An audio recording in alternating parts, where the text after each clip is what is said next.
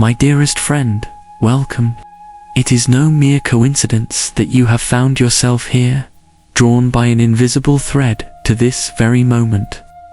Perhaps you've been feeling an unshakable weariness, a deep-seated ache that the relentless pace of modern life only seems to amplify.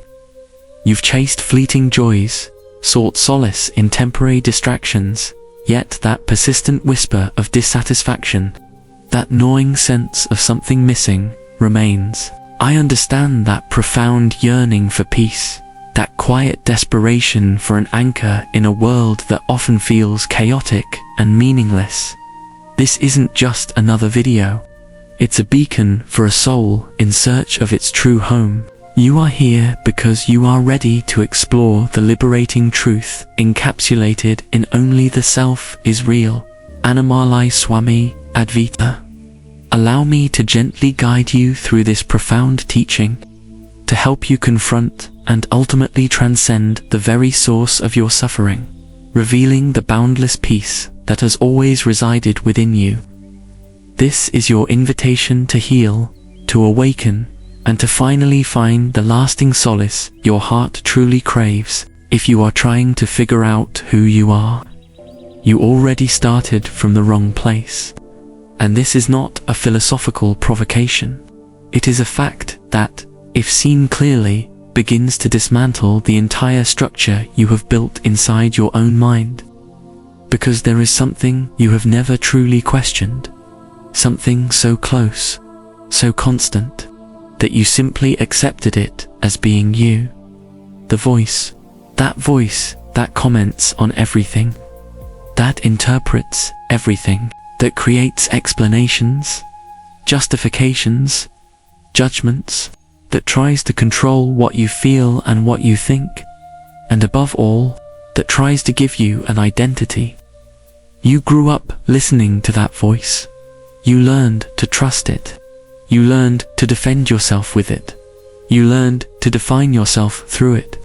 And without realizing it, you spent your entire life believing that this voice is you. But there is a flaw in that, a simple flaw, direct, impossible to ignore when truly observed.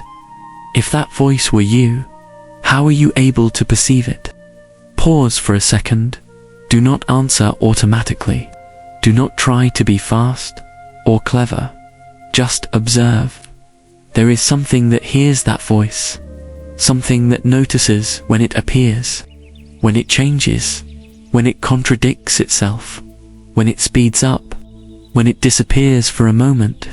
And this changes everything, because that which can be perceived cannot be that which perceives. According to the teachings of Annamalai Swami, the fundamental mistake of the human being is not in suffering, but in identifying with what is transient. Thoughts come and go. Emotions arise and disappear. Sensations change all the time. Yet you insist on calling all of this me. And that is exactly where the illusion begins to sustain itself. Now look deeper. If everything you call me changes all the time, if your opinions change, if your emotions change, if even the way you see yourself changes depending on the day, then what exactly is fixed in you? What does not change? What is present before thought, during thought, and after thought disappears? Do not try to answer. The mind will try to run now. It will try to create a definition, a concept, a comfortable explanation. But notice, every answer that arises is just another thought, and you have already seen that thoughts appear and disappear, so that cannot be you either. And at this point, something begins to happen. A small discomfort, a slight sense of instability, as if the ground you have always stood on is not as solid as it seemed. This is not a mistake. This is the beginning of something being seen for the first time, because when you stop sustaining the idea of who you think you are, everything that depended on that idea begins to lose strength. Stories, fears, expectations. Everything begins to weaken, and what remains still has no name. The mind does not like this. It needs definition. It needs control. It needs control. It needs continuity. But there is something here, now, that does not need any of that to exist. And that is exactly what you have been avoiding your entire life without realizing it. Because looking at this directly, without escaping, without interpreting, without trying to understand, does not reinforce the self you built. It begins to disappear, and that is not comfortable. In fact, it is the beginning of a silent collapse. Now look with more honesty.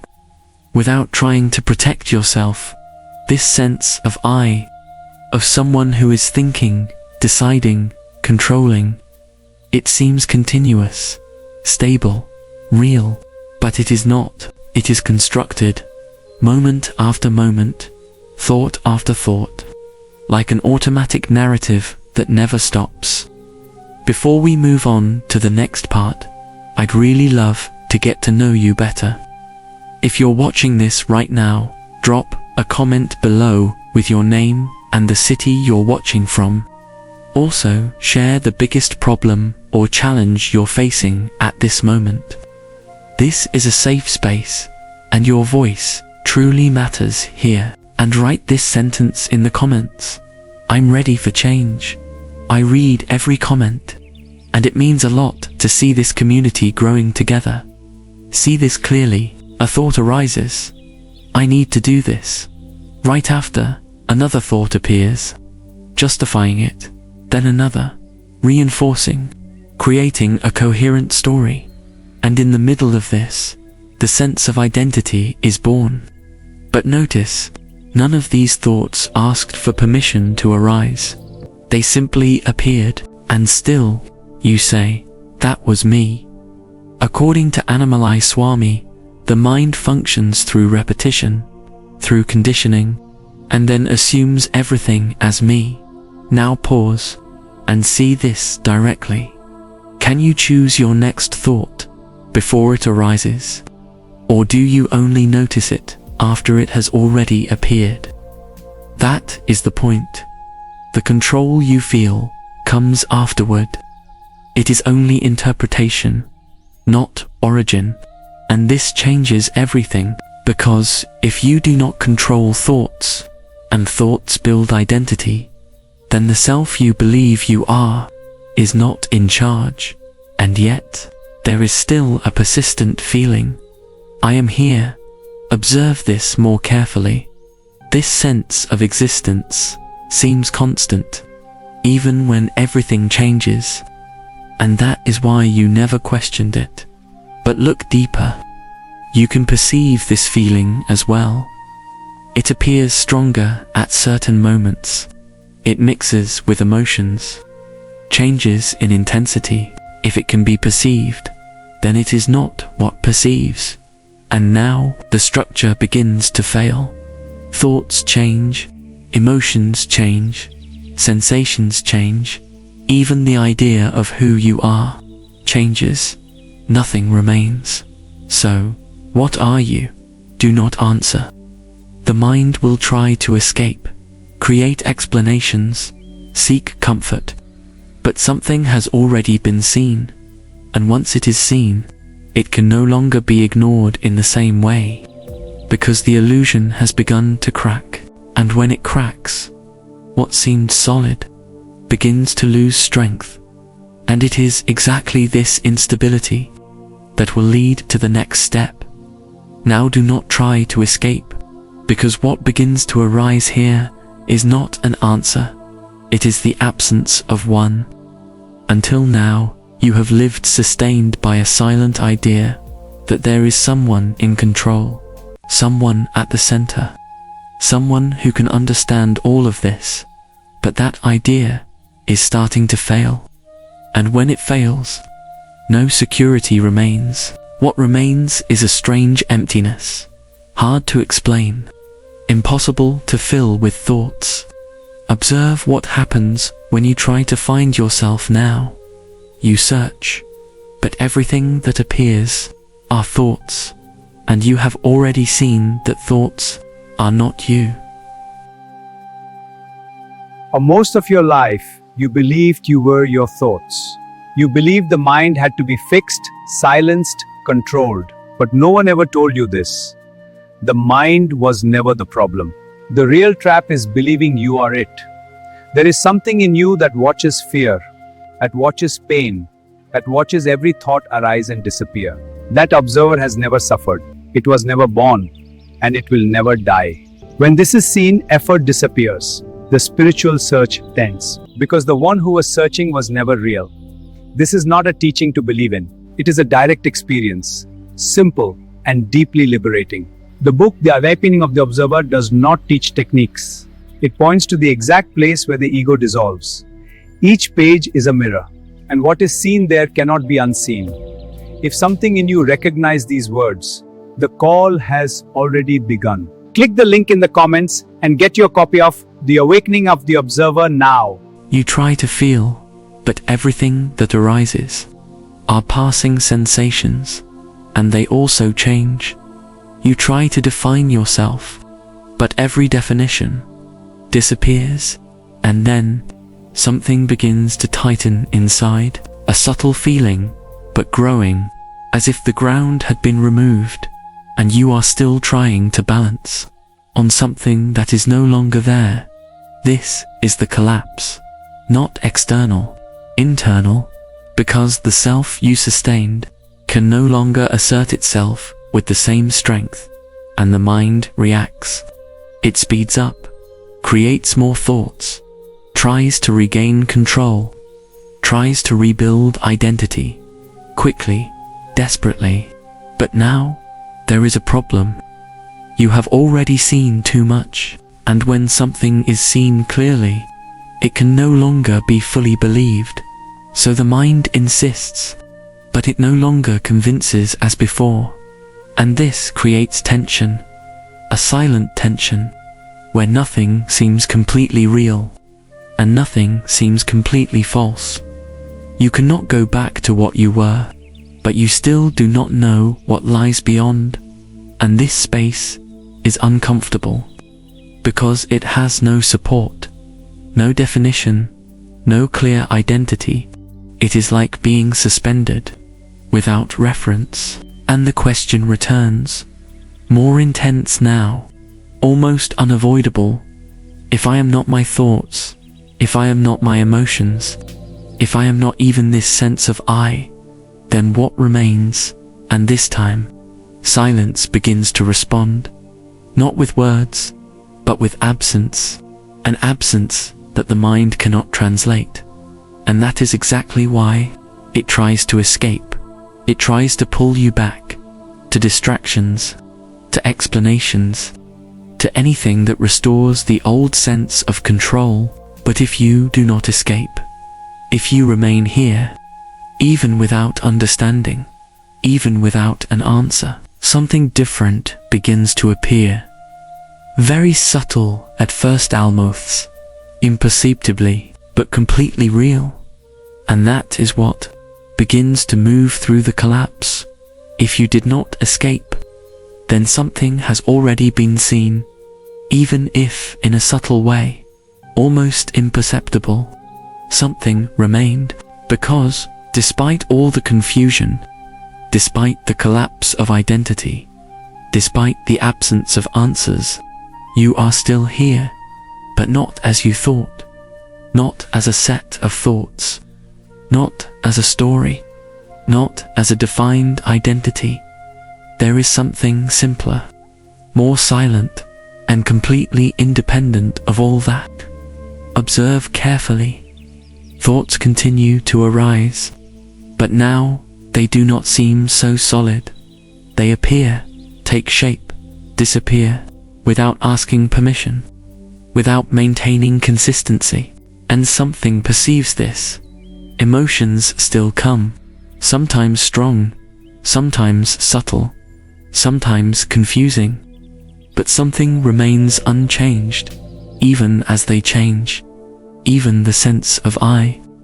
That constant idea of being someone begins to fluctuate, sometimes strong, sometimes weak, sometimes almost non-existent. But this does not fluctuate. This does not increase, does not decrease, does not improve, does not worsen. This simply is, according to Annamalai Swami. That which is real does not arise, nor does it disappear. And if something can be perceived changing, then it cannot be what you are. So look again, but without effort, without trying to capture, without trying to define, without turning this into another concept. There is a presence here, now, that does not depend on anything. It does not need the mind. It does not need thought. It does not need identity. And yet, it is completely present. You cannot see this as an object, because it is not outside. You cannot hold it, because it has no form. You cannot fully explain it, because every explanation comes afterward. But you can recognize it, not as something distant, but as that which has always been here, before any experience. And this begins to change the direction of everything, because, for the first time, the search loses strength. You no longer need to find something outside, nor improve who you are, nor control the mind to get somewhere, because what you are looking for is not in the future. It is not hidden somewhere. It is here. It always has been. But there is an important detail. The mind still tries to interfere. It tries to name this. It tries to say, this is consciousness. This is presence. Now I understand. But notice, the moment you turn this into an idea, you move away from direct experience and return to the same cycle, thought trying to explain what cannot be captured by thought. So do not hold it. Do not try to maintain this. Do not try to repeat it. Just recognize and remain, even if only for a few seconds, in this space where nothing needs to be solved, where nothing needs to be defined, where no identity needs to be sustained. There is something silent, something stable, something that does not depend on effort. And this is the first crack. It is not the end of the search, but it is the end of the illusion that the mind can solve it. It is not a complete answer, but it is enough to change everything. Because once this is seen, even briefly, something inside you recognizes that there is something beyond the mind, beyond stories, beyond the identity you have sustained for so long. And this recognition, even if small, can no longer be undone. I will tell you something, not as a teaching, but as something I lived. There was a moment when all of this stopped being theory for me. It was not beautiful, it was not calm, and definitely, it was not spiritual in the way I imagined. I remember it exactly. It was late at night, everything silent, but inside me, there was constant noise, fast thoughts, repetitive, trying to find some stability, some answer, some form of control. And the more I tried to organize it, the more confused it became. It was like trying to hold water with my hands. Nothing remained. At some point, I simply stopped, not because I found a solution, but because I had no more strength to keep trying. And it was in that moment, without effort, without intention, without expectation, that something changed. The thoughts were still there, the sensations too, but there was a distance, not a physical distance, but an absence of involvement. It was as if everything was happening, but it was no longer affecting me in the same way. And for the first time, I did not try to interfere. I did not try to understand. I did not try to name it. I did not try to control it. I simply observed. And in that silence, something became evident. What I had always called me was just movement. Just a sequence of thoughts, trying to stay alive. But there was something that did not move. Something that was present before any thought arose, during and after everything disappeared. And this was not an intense experience. It was not an explosion. It was not enlightenment. It was none of what I expected. It was simple, so simple, that the mind almost ignores it, but at the same time, impossible to deny. Because it did not depend on believing. It did not depend on understanding. It was direct. According to Annamalai Swami, truth does not need to be created, only recognized. And in that moment, even if only for a few moments, I recognized it. And after that, something never returned to what it was before. The mind still functions. Thoughts still arise, but that certainty, that I was all of that, no longer holds in the same way.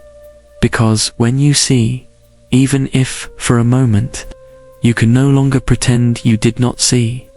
After that moment, I tried to go back to normal, to think the same way, to react the same way, to react the same way, to identify with all of that again.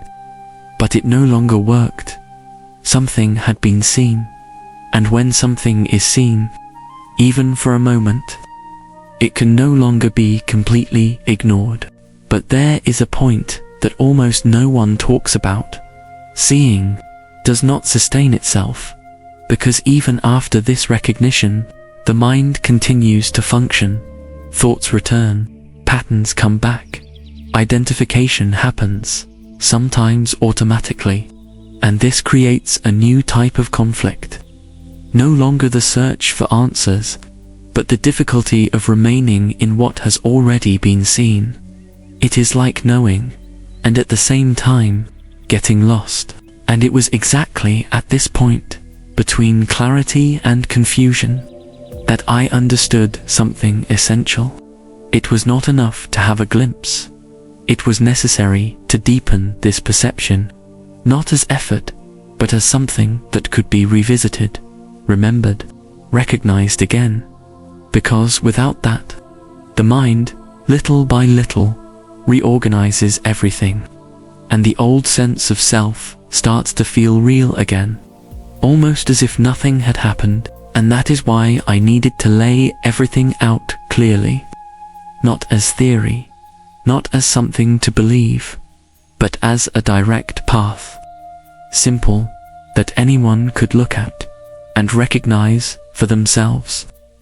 It was exactly from this point that the awakening of the observer emerged, not as a common book, but as a silent guide for those who have already begun to see, but still cannot remain, for those who have already noticed, but still get lost in their own thoughts, for those who can no longer return to the automatic, but have not yet found stability. And if you made it this far, if something inside you recognized this, even slightly, then you are already at this point, the point where continuing the same way no longer works, and going deeper stops being curiosity and becomes necessary. So, I made access available, without announcement, without interruption, without pulling you out of this state.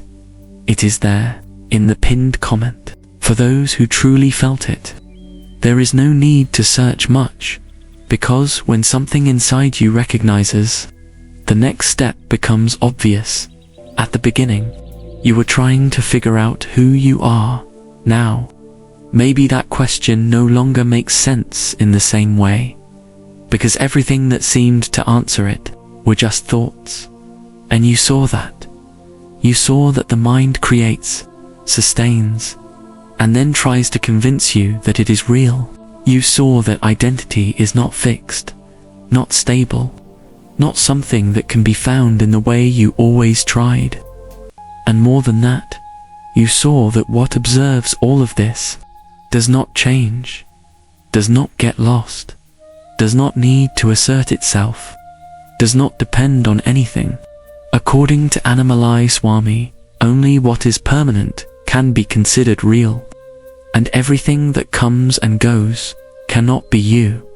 So observe now, once again, without effort, without trying to understand.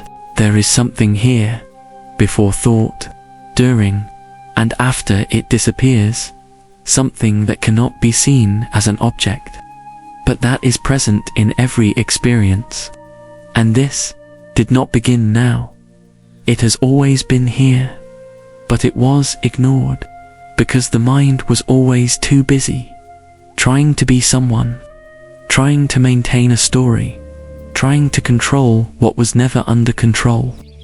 But now, something has changed, maybe subtle, maybe still unstable, but enough to realize that what you were looking for was never outside, it was never in the future, it was never in a better version of yourself. It has always been here, silent, intact, and completely independent of everything that changes. And when this is recognized, even for a moment, the search begins to lose strength, not because you found an answer, but because you realized that the question was based on an illusion. And at this point, something dissolves, without effort, without resistance. The need to define yourself, to find yourself, to become something, begins to disappear. And what remains does not need a name, does not need an explanation, does not need to be understood. It simply is, and maybe, for the first time, that is enough. If this video truly touched your heart or helped you see something deeper within yourself, please take a moment to subscribe to the channel and share this message with friends and family who may need it right now. And before you leave, stay with me by watching the next video on your end screen, because it continues this journey and can take your understanding even further. If you feel ready to go deeper, you can also get the book, The Awakening of the Observer, where this subject is explored in much greater depth with practical exercises for your daily life. The link is in the pinned comment. And if this content genuinely helped you, you can support the channel through Buy Me a Coffee, because your support means everything and helps me keep creating new videos. Both links are waiting for you in the pinned comment.